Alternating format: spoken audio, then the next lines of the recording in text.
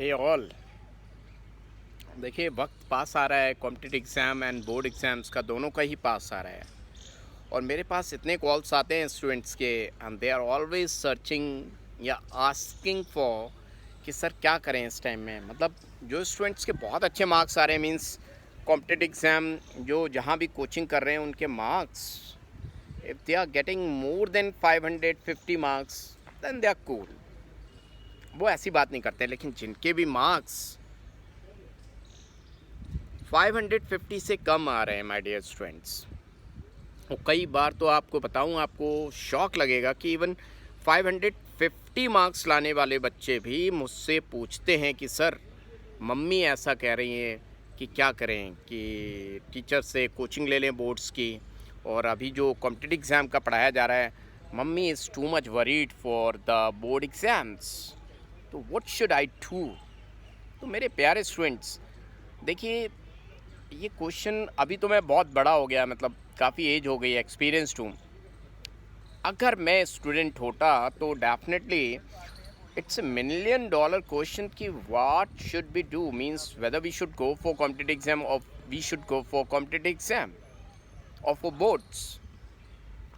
ये competitive exam बार बार आ रहा है कि हम चाहते तो हैं कंपटीशन फाइट करें और कॉम्पिटिटिव एग्ज़ाम निकल जाए, बट हमें बोर्ड की भी चिंता हो रही। क्यों? मम्मी अगर प्रिंसिपल है तो भैया टीचर है, तो भैया इज्जत की बात आ गई। क्या करें क्या ना करें, इट्स ए टफ जॉब। तो माय डियर स्टूडेंट्स, जिनके भी मार्क्स कम आ रहे हैं और मेहनती हैं आपके अगर 500 आ रहे हैं, 450 आ रहे हैं, तो आजकल बड़ी ही शानदार बात हो रही कि एनटीए क्या कर रहा है, एनसीईआरटी से ही दे रहा है। मैं कोचिंग पढ़ाता हूँ, मैं कहता हूँ कि एनसीईआरटी से 50% आएगा और 50% उसको टच करते हुए थोड़ा सा लिटिल बिट टफ आएगा। बट अगर आपको सिर्फ सिलेक्शन की चिंता है, रैंक, देखिए 500 मार्क्स आ रहे हैं, अगर आपके जो एग्ज़ाम लेता है आपका कोचिंग, तो पक्की बात है आप थोड़ा रैंक से पीछे हैं। सच बोलने में और सच स्वीकार करने में दिक्कत नहीं होनी चाहिए, लेकिन बात आता है सिलेक्शन का, तो आप भैया बोर्ड्स के लिए पढ़ो। और बोर्ड्स के लिए सच बताऊं, अगर अच्छे से पढ़ लिया तो आपका नीट में हो जाएगा, आईआईटी में हो जाएगा, आईआईटी के लिए प्रिपेयर कर रहे हो तो आईआईटी का हो जाएगा, नीट के लिए प्रिपेयर कर रहे हो तो नीट में हो जाएगा। बट एनसीईआरटी तो आनी ही चाहिए। अगर आप फर्स्ट रैंक के लिए प्रिपेयर कर रहे हो तो भी एनसीईआरटी आनी चाहिए, आप अपने बोर्ड्स के लिए प्रिपेयर कर रहे हो तो भी एनसीईआरटी आनी चाहिए, और आप किसी भी चीज़ के लिए कर रहे हो तो एनसीईआरटी आपका भगवान है। हाँ, बट एनसीईआरटी करना बोर्ड्स के लिए और कॉम्पिटिटिव एग्ज़ाम में सिलेक्शन के लिए बहुत अच्छा है। बट आप रैंक लाने वाले बच्चे, हो सकता है ये वीडियो मेरा कोई रैंक लाने वाला बच्चा भी देख रहा हो, 600 और देख ही रहा होगा डेफिनेटली। मेरे पास ऐसे स्टूडेंट्स हैं जो टॉप 10 रैंक लाने वाले हैं, वो भी देखेंगे इस वीडियो को। तो भैया एनसीईआरटी से टची चीज़ें जो भी आपके टीचर ने बोला हो वो ज़रूर अच्छे से कीजिएगा, क्योंकि रैंक लाने में तो वही मददगार होंगी, वो आपकी रैंक दिलाएंगी, ये बात ध्यान रखिए। तो यहाँ पर मैं 3 पार्ट में डिवाइड करूँगा। ऐसे बच्चे जिनके आपके जो कॉम्पिटिटिव एग्ज़ाम हो रहे हैं, जहाँ भी पढ़ते हो कोचिंग, अगर आपके 300 मार्क्स आ रहे हैं, ऐसे बहुत सारे बच्चे होते हैं, तो आप चुपचाप से कोचिंग, अगर बहुत अच्छा टीचर पढ़ा रहा है तो अच्छी बात है, नहीं पढ़ा रहा है तो स्किप मारो। एनसीईआरटी लाइन टू लाइन उसको समझने की कोशिश करो। उसके समझाने में जो भी टीचर हेल्प कर सकता है, वो कोचिंग वाला हो, चाहे अड़ोस पड़ोस में टीचर रहते हों, अच्छे टीचर हों, तो उनकी मदद लो।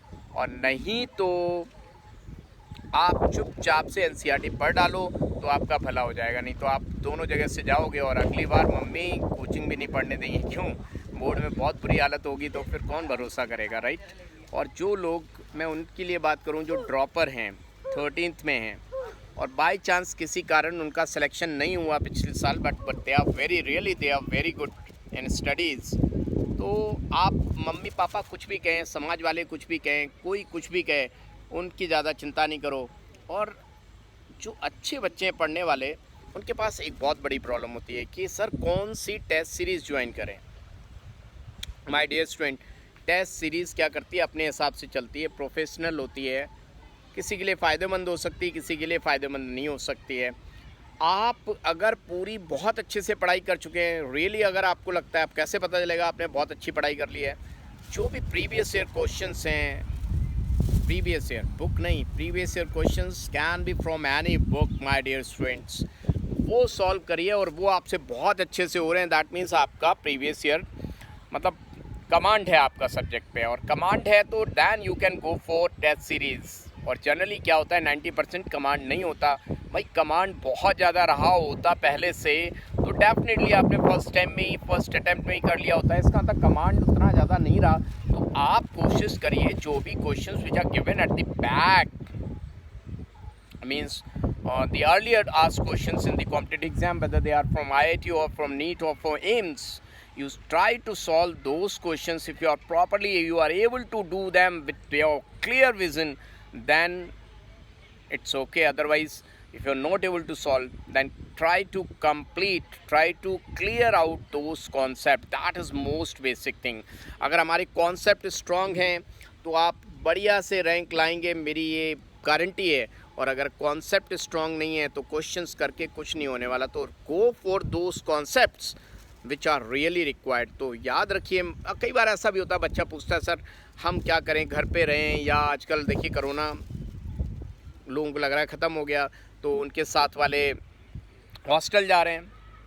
चंडीगढ़ में मैं बात करूं तो मेरे पास बहुत सारे हिमाचल के बच्चों का फ़ोन आ रहा है कि sir what should be do. हमारी तो साथ वाली उसने कोचिंग की टेस्ट सीरीज़ भी ज्वाइन कर ली है और उसने हॉस्टल भी ज्वाइन कर लिया है। मतलब घर से भी परेशान है बच्चे और हॉस्टल जाने नहीं दे रहे पेरेंट्स। दो कारण से, अगर आप 13th में हैं तो पिछले साल आपका सिलेक्शन नहीं हुआ तो उनका आप पे उतना भरोसा नहीं है, चाहे कोई भी हो। और दूसरा वो कोरोना से डरे हुए हैं। तो भाई मेरा मानना ये कि आप इसमें बिल्कुल फ़ाइट नहीं करें कि मम्मी पापा से फ़ाइट करें कि मुझे जाने दीजिए।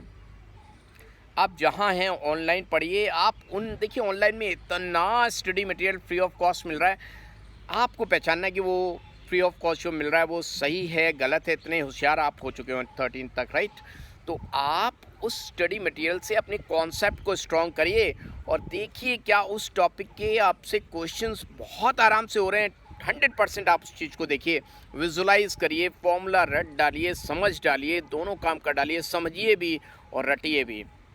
और अगर आपको वो कॉन्सेप्ट बहुत क्लैरिटी के साथ आ रहा है और आप उन क्वेश्चंस को आप बहुत अच्छे से करने लगे हैं, that means you are going on the right direction. आपका सिलेक्शन कोई नहीं रोक सकता। बजाय कॉन्सेप्ट क्लैरिटी के बच्चा क्या करता है, भीड़ चाल में चलता है। वो देखता है उसने ये कोचिंग ज्वाइन कर ली, उसने वो टेस्ट सीरीज़ ज्वाइन कर ली। अरे टेस्ट सीरीज़ बनाना मतलब कोचिंग्स वालों के लिए बड़ा ही आसान काम है। They are truly professional. वो हेल्प भी कर सकते हैं आपकी, नहीं भी कर सकते हैं। आपको देखना आपके लिए क्या ज़रूरी है। आपके लिए द बेस्ट थिंग इज़ कि आप कॉन्सेप्ट क्लैरिटी लाइए। हाँ, ये बिल्कुल वैसा ही कि आप अगर मान लो गाड़ी चलाना नहीं जानते हैं, बाइक चलाना सीख रहे हैं आप, और आप डायरेक्ट ले जाएं कि भीड़ में मतलब सिटी में चला के देखेंगे कि यार मैं परफेक्ट हूँ कि नहीं, तो एक्सीडेंट हो जाएगा। घर में बैठा देंगे, घर वाले कहेंगे यार तूने तो इतनी महंगी गाड़ी तोड़ डाली यार, दोबारा मौका नहीं मिलेगा। तो इसके बजाय कि आप भीड़ में सिटी में जाके गाड़ी चलाएं, आप पार्क में चलाना सीखें। अब आप कहेंगे पार्क में चलाते रहेंगे सर तो हमें पता कैसे चलेगा कि भीड़ में हम निकाल पाएंगे गाड़ी की नहीं। तो पार्क में आप 10 ईंटें रख लीजिए थोड़े थोड़े गैप पे, उनके बीच से गाड़ी निकालिए। आप बीच में पार्क में, मैंने जो कार सीखते समय किया था, भीड़ में नहीं ले गया था मैंने, वो जो होता बुरादा सफ़ेद वाला, उसको रोड पे डाला। क्या मैं इतनी जगह से निकाल पाऊँगा? पता मुझे क्या दिक्कत लगती थी, मुझे लगता था अगर जाम में फंस गया मैं भीड़ में तो गाड़ी धीरे धीरे चलानी होती जाम में, तो वहाँ पे बड़ी बेइज्जती होगी, पीछे से हॉर्न, इधर से हॉर्न, टकरा जाएगी गाड़ी। तो मेरे पास 2 रास्ते थे, या तो मैं भीड़ में जाऊँ, गाड़ी अपनी ठुकवा दूँ, मैं खुद बर्बाद हो जाऊँ। पैसे से आती है ना गाड़ी। तो मैंने क्या किया, मैं भीड़ में नहीं गया, मैंने अपने ही रोड पे बुरादा डाला 2 साइड, और मैंने देखा कि मैं धीरे धीरे गाड़ी चला के देखूँगा मेरी गाड़ी क्या टायर टच कर रहे हैं, उसको नहीं टच कर रहे हैं, या मैं धीरे धीरे चला पा रहा हूँ कि नहीं। दूसरा लगता था, जब मैंने गाड़ी ख़रीदी थी आज से 10 साल पहले, तो जो मॉल होते हैं, एलांटे मॉल या तरह तरह के मॉल, वहाँ पे नीचे पार्किंग होती है और उसमें स्लोप होता है ऊपर। तो वो स्लोप में मुझे बड़ी दिक्कत मतलब लगती थी। अब तो जाते जरूरी थोड़ी गाड़ी से जाए, हम तो टैक्सी से जाते थे, ऑटो रिक्शा से जाते थे, और देखते थे लोग वहाँ से गाड़ी चढ़ा लेते हैं। मेरी तो भैया आत्मा काँप जाती थी। तो मैंने कहा या तो वहाँ ले जाके सीखूँ, एक्सीडेंट हो जाता, बेइज्जती होती अलग से। तो व्हाट आई हैव डन, मैंने अपने जो रोड ऊंचाई होती थी उस पर धीरे धीरे स्लोप पे गाड़ी फर्स्ट गियर पे चलानी देखी कि मैं स्लोप पे चढ़ा पा रहा हूँ कि नहीं। तो मुझसे कई बार मैं तेज़ ले जाता था तो मुझे इधर उधर नहीं दिखता था, मैं धीरे धीरे चलाता था, गाड़ी नहीं रुकती थी। तो पता लग जाता है गाड़ी कब रुकेगी कब नहीं रुकेगी। तो ये सारे प्रैक्टिस ज़रूरी नहीं आप भीड़ में जाके करें। जो स्मार्ट बच्चा होता है वो साइलेंटली कर लेता है, और मैंने जब साइलेंटली ये सारी बातें की और जब मैं मूवी देखने गया मॉल में और मैंने इतनी बढ़िया से स्मूथली गाड़ी निकाली, मेरे घर वाले कह रहे भाई, घर वाले क्या, वाइफ कह रही वाह तुम तो बहुत अच्छी चलाते हो गाड़ी तो ये अप्रिशिएशन है। और अगर मैंने गलती की होती तो फिर बेइज्जती होती है।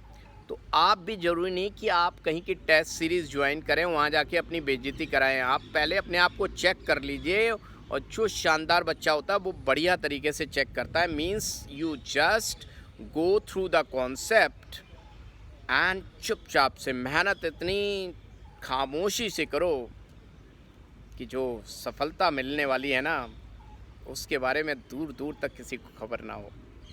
तो मैं यहीं पे स्टॉप करता हूँ। मैं लास्ट में यही कहूँगा कि स्मार्ट बच्चा वो होता है जो बहुत अच्छे से अपने कॉन्सेप्ट क्लैरिटी कर ले, किसी चक्कर में ना पड़े, किसी बंदिशों में ना पड़े। वो बस उसको कॉन्सेप्ट क्लैरिटी कहाँ से लानी है, आपके पास आपके नोट्स हैं, आपके पास प्रीवियस ईयर क्वेश्चंस हैं, उस कॉन्सेप्ट को बहुत अच्छे से सीखने की कोशिश करिए। और बस देखिए क्वेश्चंस आपसे इजीली हो रहे हैं, तो फिर अगर ये सब चीज़ कर चुके हो तो यस, टेस्ट सीरीज़ की दौड़ में निकल पड़िए, क्योंकि एक ना एक दिन हाईवे पे तो जाना ही है भाई, गाड़ी चलानी है हाईवे पे तेज़ी से। तो उसकी प्रैक्टिस आप करिए ग्राउंड में, और जब एक्सपर्ट हो जाए लोग कहें वाह शानदार, और लोगों के कहने के बाद भी आपको पता होता है आपके अंदर क्या कमी है, कहाँ आपके अंदर थोड़ी सी दिक्कत आ रही है, उसको शॉर्ट आउट करिए और हाईवे पे निकल जाइए। रैंक आपके कदम चूमेगी। या फिर मिलेंगे पढ़ते पढ़ते।